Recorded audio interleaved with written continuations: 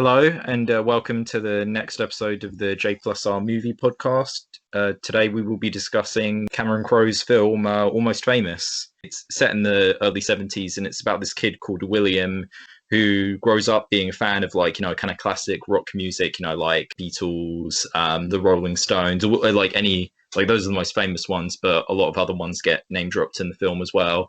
And he Oh, ends up, no. yeah, and then what he ends up doing is he ends up for a bit of a mix up joining this tour with this like fictional band called Stillwater. And he ends up basically just going on their tour and being a part of their drama, which involves stuff like, disputes with like a new manager, fame, and mainly, especially like romance with one of the groupies or band aids that joins them called Penny Lane. He's in a romance with the lead guitarist, Russell. We often go away to his mother at home, like kind of worrying about him. I was surprised by how much I like this movie because it's not about a subject matter that I really have any passion for at all. And yet this film managed to execute it in a way to where I was fully sucked into it and fully brought into it to the point to where I could imagine myself in William's shoes. It's the kind of film that just envelops you in its world, almost like you're looking back into the past, but there aren't any obvious tricks done in order to do that.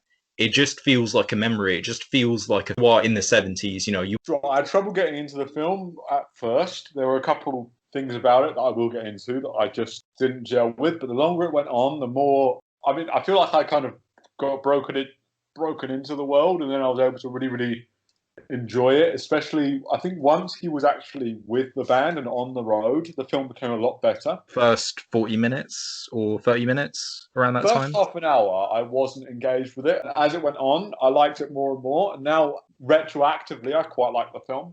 But the first half an hour I found really difficult is kind of where I'm at. Well, the film was engaging from the beginning. Get on the first bit, obviously, about the direction. You can tell that like Cameron Crowe has like a personal affliction for this material. It basically was based on actual events that happened with him when he was himself around this age as like a rock journalist. And you can see it all throughout that he has like a passion, not only in like the numerous references, but also kind of just in tone, because this is definitely one of the most like feel good movies I've seen. And it's feel good partially because he doesn't take too much of a like judgmental attitude toward the music industry and rock and roll, but he also does remember to criticize it as well. He does manage to critique it whilst also showing an affection for it. Yeah, I wouldn't call it a feel-good film, but I would call it an affectionate one. I agree with you. Like his passion for the music industry is really, really clear. There's a million references. There's just the way that the band members look. I mean, at once reminded me of Queen, the Rolling Stones, into one. They look straight ripped out of the 70s and ripped out of a rock magazine, and there was a real love for it. And the characters seemed at once very, very cool, but very, very detached as well. So you got how you could as a groupie, be attached to these people, which is basically the experience perspective we have. It was as a groupie being brought along for the ride. Don't get me wrong, William was a journalist. He wasn't a groupie as such, but he broke some professional boundaries, and that was made quite clear throughout. That felt like just the vibe of what the 70s was.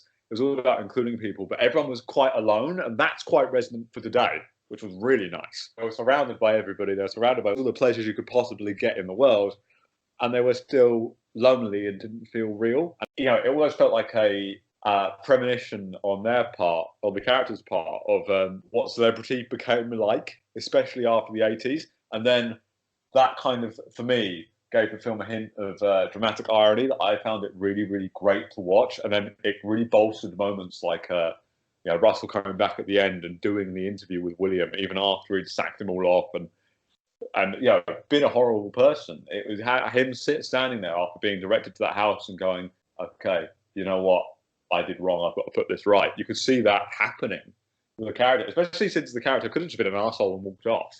So I really liked moments like that because it felt the affection and kind of didn't demonize rock and roll stars, but it did make them complicated people who were kind of had a lot of bad influences around them. It critiques other aspects as well, like the sort of fakery of it, how they treat fans and groupies as well, and also even the inner conflicts as well. Like Jason Lee is Jeff, the lead singer. He's always pissed off at like not being given the respect that he feels he deserves.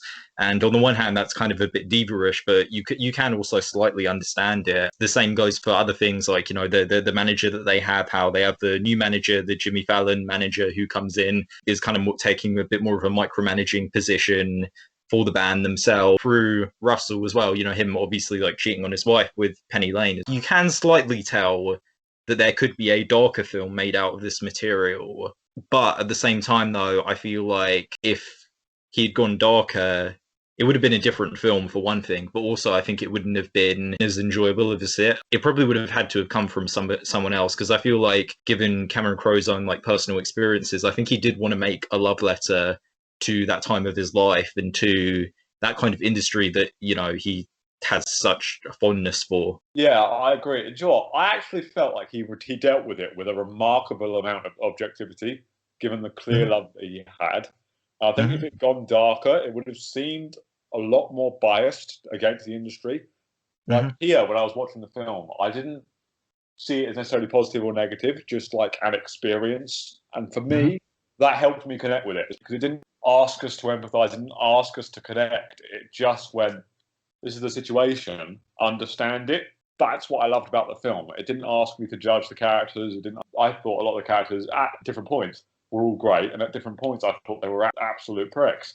And the fact that the film can let me do that, to me, is an achievement of any film that can make me do that, especially about something like rock and roll, which I like music. I like rock and roll music, but I know the negative stereotype about the industry, and it does impact me to something. I do kind of sit there and go, oh, there's a lot of drugs around that. I don't like that. That does get to me. I'm going to be honest about that. That might be a wrong opinion, but it is one that's there. And seeing it like this kind of helped me to get some objectivity on it. I think if it was too negative, it would just validate those stereotypes to me. I feel like that wouldn't have been as enjoyable or challenging of a watch. Like, given the narrative, it would have been kind of like, so to give a bit of an example, like Penny Lane's real age is never like properly revealed. It's hinted that she could be 16, but it's not ever actually said. There's no way in hell that she's just a year older than William. She looks like way older than him. So there's no way that she can actually be like 16 years old or whatever. But also, if that were the case, then Russell should probably be in jail. Given American law standards, yeah. So it's never like specified in the film. The most you get is that maybe she's been a groupie for years, and that's kind of it, and that's all you can really guess. But other than that, it never goes into the darker side of like how like the rock stars, how there are some who like like have sex with underage girls, or or even just like young women. But the most we really get is just the fact that, I mean, Russell's obviously older than Penny, and he's like, and he is cheating on his wife. He is committing adultery whilst he's on the road. We don't know about the other band members, but we know that Russell was married. A couple of the band members with girls, like in the shot when William's going down the hallway. You see some of the band members with like, I know there's a band member with, I think it's one of the, no, it's not a stewardess. It's another groupie, I think, that was at the hotel. They're all kind of cheating on partners, girlfriends, wives. Well, they could just be single, But the point is that like it does, like, although the film obviously isn't as dark as it could be in that area, it does still, to me, very effectively get across the whole idea, especially how like these particular groupies, the one that Penny Lane is a part of, are actual like fans of the music, and how they are kind of being somewhat taken advantage of in a sense, not actually doing anything. They're just along for the ride because they like the music and they're getting the sex in return, but they're just sort of being used. They are. I mean, I think nothing sells that more than the poker scene, which was, to me, really effectively uncomfortable because it was presented just so. I'd almost say this presentation was blasé. I think sometimes the director, Crowe, he is blasé about showing things, but he does it to show what it felt like, be a part of it, to see it, because obviously just like how much really dark shit was just normalized. Necessarily say that that's dark, but it is very sleazy to just be like, yeah, go ahead, you can have these women. It's like, I mean, he effectively sold. Context of scene, sold them for 50 quid in a beer. That is fun. Yeah, it is. It did that in a way to show you like what was around without directly condemning the characters. Whether that be the appropriate stance to take now on it, I don't know. But I think doing it objectively makes it more challenging because. Yeah, it's seen as a bad thing in the film as well. It is seen as a bad thing, but it's not challenged to a massive extent. It's quite a subtle thing, just of a, hey, what the hell? The way that the scene is performed is blasé. I agree. Its effect on the narrative is a bit more important. It's an important scene, and I think it's treated right. I'm just saying I like the fact that it doesn't directly call it out, because obviously you do, and obviously William does. But what that does, especially in my eyes, is kind of show people can recognise it's wrong, but that's just how it was, and it kind of shocks you out of it. Because in a way, it kind of reminds you of why kind of a good thing we moved on from the 70s, without saying directly, hey, this was a good thing. And even the ending of the film is kind of going, hey, move out the 70s, man. The lead singer got a stable relationship and went, look, I'm not mucking around like that anymore. I'm going off and getting my career in this way, you know.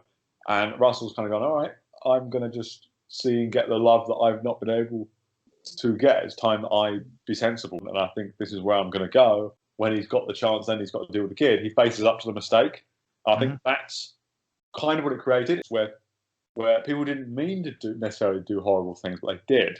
And then faced up and became better people. And I think because it didn't go too dark, and because the director didn't treat it too darkly, that redemption arc worked, and it was subtle and it wasn't in your face about it. And I think, you know, that added to the power and let you see how people could have fallen in love with that world, because it still gets a massive nostalgia trip to this day. And this film really helps you understand why, even when you know sort of some of the stuff went on. And it didn't shy away from the stuff that went on, but it also didn't show like the really dark side of what some rock stars did. It kind of went, this is kind of what your average middling rock band could have been like.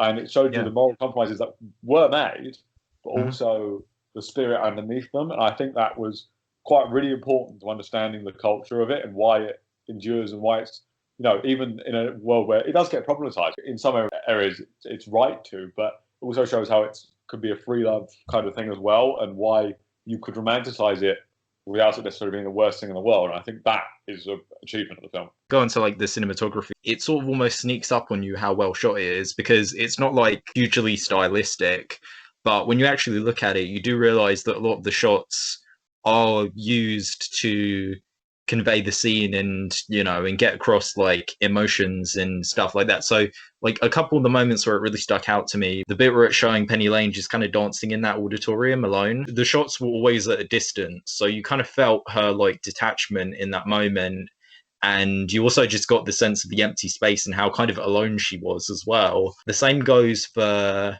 like towards the end where she overdoses. There are a lot of really strong shots in that scene as well, like particularly when William is like watching her getting that really like gross looking bit where they're putting the tube down her throat and stuff in order to like save her from ODing from Quaaludes. That shot, like those shots, the way it was composed, it made the scene really effective. The film overall just has a very like nice warm look to it. It is great again at really supporting that blinkered perspective that William has. I think it does it really well. One scene that I really want to talk about actually is the one where he tells Penny that Russell sold her for 50 quid and a case of beer. It gets into mediums and pushes into closer shots as they start to argue a bit about it. And then once it's revealed, once that information comes out, you do get that bit of a wide again, until you then see almost a POV shot from William's perspective. Not quite, but very, very close to one. And it's just Penny Lane framed by the sunlight. As she turns around, she says, you know, what kind of beer? Which gives you the impression, oh, right, that William had, which was, oh, yeah, okay. Carefree response, clearly used to it, you know. What that actually means, you know, is William is kind of not thinking with his brain here, thinking more with his heart, and because he's in love with Penny, he sees that, or at least he believes he is. He sees that sunlight, he sees all of that joy, and he goes, oh, she must be fine, you know, she seems fine. And it was very creative to shoot that scene during what looked, I can't remember, was it a sunset or something? Or was it just a bright day? It was a beautifully bright day. I think it was just a bright day, but they almost did it. It was almost a meadow. It wasn't a meadow, but it's, you know, that's the closest thing I can think of to what it was. It was near that really nice tree, and it was quite a romantic setting. In another film, that would have been where the guy kisses the girl. That's what that would have been. In this film, it became a moment of, you know, honest expression of emotions, an honest expression of fact, and then sort of how someone could get blinkered, which then to me made the OD scenes so much more effective, because you then saw her struggle, and you see a little hint of it just in the corner at a distance from the band, like it was from the table as she went away from that guy, and you're like, oh, okay, maybe that didn't go so well for her. And you think, oh, maybe it's not worked out here. And when you see her take the OD and she starts talking about Russell, you're like, oh, and it makes you think back to the cinematography you've already seen. And then the fact that you got shots in that obese scene, like, really at that distance, really at that wide, and then at different close as points became a bigger crisis at different points as her health started declining. I thought that was just great. As a sequence connected, because those two sequences are very connected in my brain. Like, I love that because it really showed, William's perspective on Penny, and then the objective truth of how Penny had taken it, and the aftermath of it. And I thought that was brilliant. And next thing as well, music. The soundtrack is exactly what you would expect. Every song choice it's very, very appropriate towards the scene that they're doing. It brings the scene to life, I feel. It's one of the typical examples of, I feel, how a soundtrack should kind of be used, where you're not just playing songs because they're cool or famous. You're kind of playing them because if they fit the scene and bring it to life. And like, obviously the most famous bit is the tiny dancer scene, which is a great scene, but I also thought that there were other great uses of it as well, like that Simon and Garfunkel song when William's sister is leaving at the beginning, or basically just any usage of music in this film is strong. I think music's used in two ways in this film. The diegetic music, which is used to create what the vibe is in the group. So, like, the tiny dance scene, for example, is used to show them really getting along and to show that it's a reconnection in a sense. Connection, yeah, because they're all singing that song together and they all know it, and it kind of shows the effect that more popular music has on people, bringing them together, which is great, absolutely great. But then you also get to see music as a non-diegetic tone setter as well, where it will sit there and songs will bring out a certain emotion in you that then hide the dramatic impact of the scene as well. It was just a film that was in love with music, and the fact that the music choices were so damn good shows how musically connected the director was, and how good the team behind the music were at just getting not only thematically appropriate stuff, but era appropriate tone setting and songs that would just create a mood. Also, like, in terms of that mood aspect, one thing I just want to bring up as well is that, so I've seen both cuts of the film. I've seen the theatrical cut and the director's cut, which is called like Untitled, and that mood is definitely, it's a bit more expanded in the director's cut, because the director's cut, through lengthening the film, gives it a lot more atmosphere. It makes it feel more like you're on a very long trip. But I do feel like the theatrical cut still maintains that mood, just with a bit more tightness. The theatrical cut it's like 2 hours, so it's a very tight film.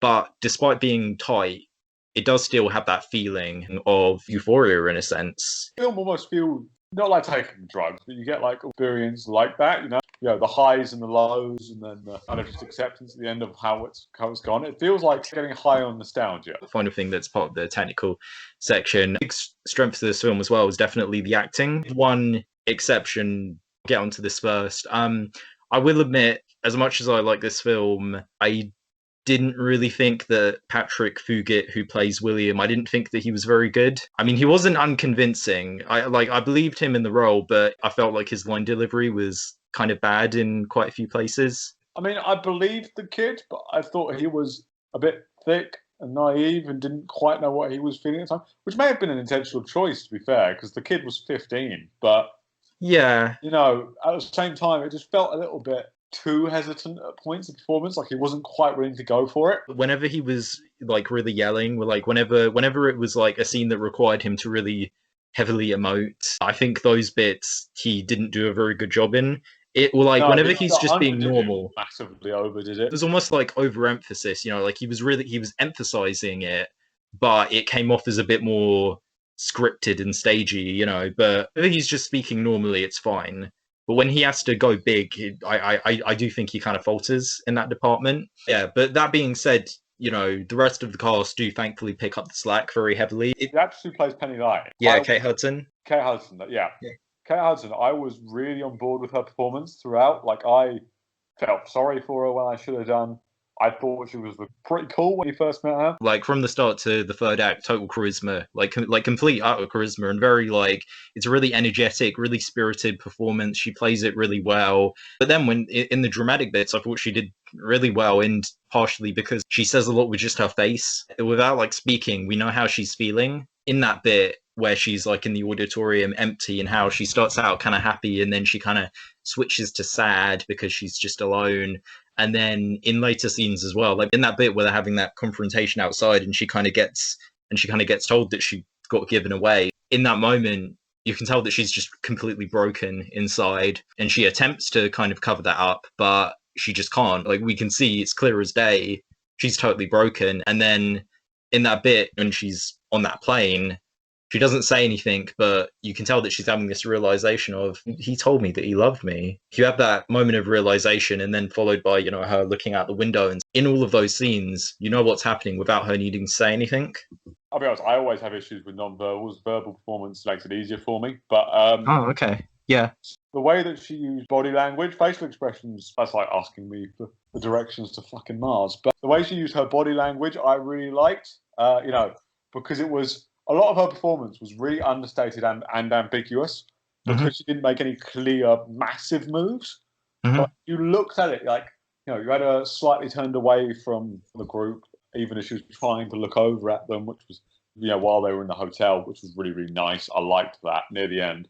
Or you'd have her sort of reaching out for contact, and you could tell that it was half-hearted when she was high on the Quaaludes. You know, when she was reaching out for William, you could tell she didn't want him at all. She didn't want to hug him. She just needed someone at that moment. That was, you could see that with the hesitancy of the move. I think a couple of other actors had that really well as well. Like Russell, you know, there's a point where Russell just gives up on himself and kind of gets bullied into blocking the article at the end. The article, yeah, exactly. Because he just is, he's just laying down, like, and he just seems like he doesn't care anymore because he's kind of there like, oh God, I'm done with it. And you could tell he's done. As much as he does stand up for the band in solidarity because he kind of has to, he's done. He at once gets this both really cool and really unpleasant vibe in scenes. And there's this really subtle thing he does with his body to do it. Like, when he's being uncomfortable, he tenses up a little bit. Like, you can see that almost puffed out, a little bit of a puffed out chest, a little bit of a bravado sense that instantly makes you dislike a person. But when he's playing the cool thing, he's just totally relaxed, laid back, and he almost has this thing where he doesn't quite make eye contact with people. And it gives him a mysterious vibe. You know, like I said, he's a mystique at the band. And you see that in that little move, which just draws you to him. The same way it drew William over. And then you you get why William's so persistent to get that interview with him over the others. Like, you know, he gets interviews with the others, but he's more persistent with Russell. Makes that connection that they have make a lot more sense. And the way that Russell sometimes just looks over at William, he's the only one he really makes proper eye contact with throughout the film, him and Penny. So those relationships, the fact that he starts prioritizing those over the band makes sense. Lee Crudup does really well for the reasons that you said, and the rest of the cast are really strong as well. A lot of like one scene people as well that I kind of noticed. A lot of like characters that kind of only appear briefly, but they make an impression. You know, particularly. A lot of people like Frances McDormand is kind of in it intermittently, but she still does really well. I think the most notable supporting player is maybe Philip Seymour Hoffman as Lester, the kind of mentor figure and who's imparting wisdom onto William. And he obviously also is really great, and he gets a lot of the best lines in the film, I feel. Yeah. He gets a lot of the most like thematically important lines, and that's more in the script, but he still conveys them really well. There are a lot of characters in this film. There are a lot of actors, but I feel like all of them do a really good job. Jason Lee does really well. It's a bit of a dramatic turn from him as well. Yeah. It's not really a comedic role. It's more of a dramatic role, but again, he does really well. Let's move on to the script. What I think is a big strength of this film is partially a comedy, but it's also a drama. And I feel like it manages to blend those two tones very well. It's not like there are a lot of funny moments in the movie, but it doesn't forget to be dramatic. And there are moments in it that kind of like blend the two.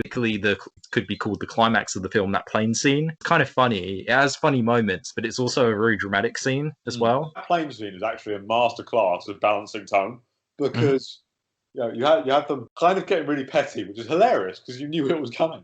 But you know, just like little comments like, "Wait, hang on, you slept with the group? What do you mean you slept with them?" You know, you get little things like that. It was really amused shock. But then at that moment, at the crisis point, you're not taking the plane going down seriously. You kind of go, "That's not happening." But what it does do is work off of the dramatic build-up that's been going for the whole film, and have everyone finally be honest with each other. And thematically, that's the point the film was building to: getting past the fakery, getting past the bullshit, to tell an honest story, which is almost, I think, Karen Crowe's point about rock and roll in general, is that it's best when it's honest. So get past the women and the drugs and get past the kind of pretense and the, I want to look good on a magazine cover, I want to sell records, and get to the heart of what it is, the music and the writing. which is exactly how the film ends up. Overall, it was a film with no antagonist, and that was one of the things that really made me gravitate towards it, because it was a movie that wasn't about bad people in any way. It was a movie about flawed people, or people with character flaws, and it was kind of putting them on a narrative that sort of kind of challenged that in a sense. And then we kind of saw how they had kind of changed by the end of it. William doesn't necessarily get what you'd call a traditional character arc, but it is, again, a coming of age narrative where he is, through his experiences, he is maturing as a person. The same goes for other characters as well. Like, I think Russell, Penny, and William are kind of the main trifecta of this film, the main three main characters. And I feel like they all get pretty substantial kind of character arcs. Yeah, they do. They really do develop. You do get to see William facing up to the adult world and dealing with that. You see Penny kind of get a bit wiser and not give in to her attraction to Russell and just go, no, this is how it's going. The themes were great. I mean, you got, the themes of hedonism and excess. You got coming of age. You got all that. And tell you what, some of the dialogue and the speeches are brilliant. Again, there are quite a few hilarious moments in the film as well. Like, it does have a lot of humor to keep it lively and fun as well. Like, what bit did you find the funniest? For me, it was a sequence where the door kept getting shut in William's face as he was trying to get into the band. Comedy works best in threes, and that was just funny as it got progressively quicker. William, you sort of just get a little bit frustrated, but get frustrated like a kid does. Yeah, I like that bit as well, but I think probably the funniest bit for me in the film, first of all, and this was probably just appealing to the slapstick fan, and the bit where Sapphire, one of the groupies, ran into the wall. He was running along following the bus, and she just knocked into the wall, and that was it's the only bit of slapstick in the film, but I think because it's the only one, that arguably means that it had more impact. It wasn't done before and it wasn't done after. So that moment was hilarious. And in the bit where he is being told his real age, the kid actor who's playing young William yells out 11. I found that hilarious. And I think it's just because of his delivery. He just sounded so pissed off. 11! You could just hear the anger off of it. It at once was very, very fitting and felt like a child having a tantrum, which was just genius. But I do also respect that he kind of dials back the humor in certain instances. To give you an example, in the plane goodbye scene, which is probably my favorite sequence in the film, she's looking out the window and he's kind of running along. They could have very easily had him goofily run into the glass at the airport or something and bang and fall down. They could have done that for a laugh, but they didn't. They kept the scene serious. It felt melancholic. Yeah. That entire scene was. It just worked really, really well. A lot of the scenes were quite bittersweet. And the ending just worked because it wasn't feel good. Not everything went perfectly. Not everything went well. And there was a lot of separation division. But things were looking up. And overall, you sat back and went, that was a positive experience. It is a really nice film. I love the way that the relationship between William and Penny Lane was handled as well, because they thankfully walked a very good tightrope for the most part with that relationship, because it would have been a problem, I feel, to actually pair them up romantically, but they don't. It's just one-sided. And also having them end up together as well would have even if William were age appropriate, it wouldn't have been good, because to me it's kind of stronger to have it just be kindred spirits and a recognition of the love that he has for her, actually pair them up and have Penny at the end be just on her own, to be an independent person finally. I think that was smart, and thematically resonant as well. It'd be about true freedom, and that was really nice. I think the one thing that I found uncomfortable romantically in this film was when William had sex with. Well, I don't think that was. Well, that wasn't supposed to be a romantic, but I understand what you mean. No, yeah. It's that feel. I find it difficult to separate romance and sex, because to me they're very related concepts. That felt really dodgy because it was clearly older than 15. I mean, their ages are never said in the film, so I don't know. They did not look 15. That felt just a bit creepy to me.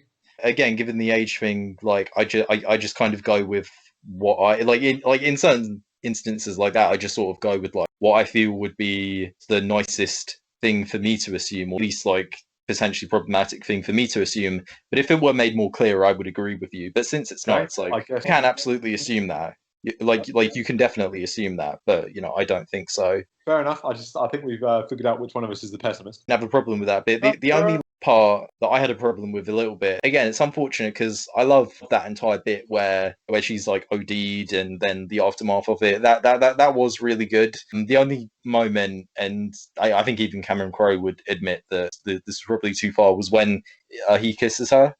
I think that was too much. Yeah. The rest, him confessing that he loves her was fine, and he did save her life. But that little moment was too much. It was it was the only bit where I'm like, yeah, no, I didn't, I don't like that, because she's like almost like unconscious. You shouldn't kiss women when they're unconscious, even if you're not trying to have sex with them, don't like kiss them. You just or anything. shouldn't kiss people who are unconscious. You just shouldn't. People who are unconscious unless you need to move them medically. Unless you're giving like mouth to mouth, then yeah, obviously. But if it's it's not mouth to mouth. Mouth to mouth and kissing are very different things. Yeah. So that was just the one bit. Again, the rest of that scene, great, and him confessing, fine. Just that one moment, I didn't like. It had that quality of like, good can be found even in people who aren't that good. It can also be a real genuine person in the world of entertainment as well. Despite all the stuff that can go on, you can still genuinely be a decent person, and you can even become a better person as well. And that sort of message is part of what makes the film a really, really nice, sweet one. Conclusion. I love this film. It's definitely, in terms of Crowe's filmography, I think it's about as good as Jerry Maguire. I feel this and Jerry Maguire are his best. Have you seen any of his films? Well, I haven't. I'm not familiar with the director, actually. It's the first film of his I've seen. This. I want to watch more. I'd recommend watching both cuts of the film as well. Watch the theatrical cut first and then watch the extended cut. I feel like that's the best viewing experience. I quite like the film. As I've said, the opening half an hour was, to me, not great. And if you can get past that, you're in for a really great film. I would recommend it. I would just say be wary of the first half an hour because you'll either like it or you won't. The film is absolutely worth sitting through the first half an hour. If you've grown up with a mother like William, an experience like that will affect whether you will judge this movie positively or negatively, then be aware of that. I guess is all I can say. I think that concludes this podcast. Thank you very much for tuning in. We will be back time with which film, Rob? So it will be another double feature, another remake and original. This time it will be another Cameron Crowe film, but it will be his film Vanilla Sky in comparison with the original film that it's based on, Open Your Eyes. We will be discussing both of those films together in another comparison. We will see you next episode. Bye. I think overall my thoughts on the script are this. It's great for 90% of it, but the prologue really messes things up.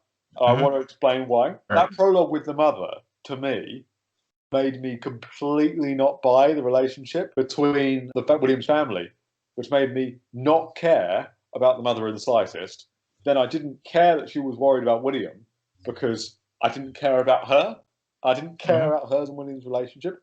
And the reason I didn't care was, what was the point of telling William that not telling William that he'd skipped grades and that he was 12? Seriously, what was the point?